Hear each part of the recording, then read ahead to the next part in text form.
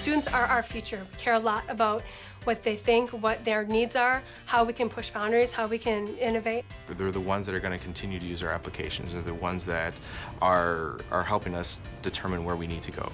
We really spend a lot of time talking to students, looking at feedback we got. We want to delight them. We want them for life. We want them to be really happy with our software. Students are special in the fact that they're highly mobile.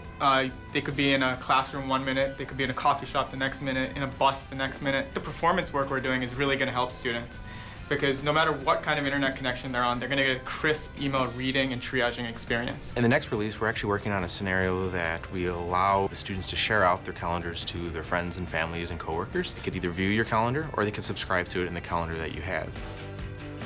Another cool feature which we've been working on is the ability to insert an image directly into the Compose form. The person who's reading it will just be able to see it straight in the preview.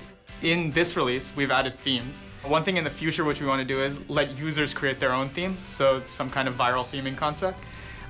Make your inbox the way you want it to be, and then share those themes with your friends. My favorite theme right now is Super Sparkle Happy. It's just really lively, kind of brightens your day up when you read your email. So my favorite theme, the one I live in, is actually the default theme. I find it very bright and very warming, and I like it. I like either the Bad Robot theme It came from space. or Super Sparkle Happy, and I think that might be Super Sparkle Happy. It might be suggestive of what kind of mood I'm in that day.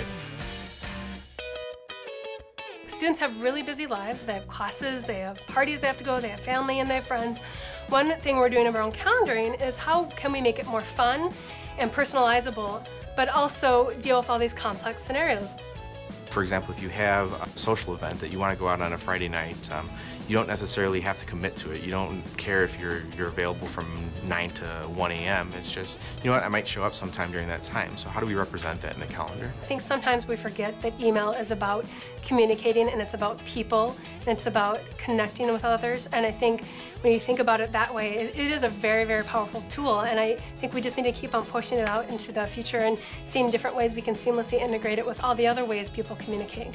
There's all these really compelling services out there. We still have only kind of scratched the surface in terms of what experiences you can build. Can we integrate Facebook or different social networking sites right into your email? So things like see your friend's status in your email, maybe even comment it right there.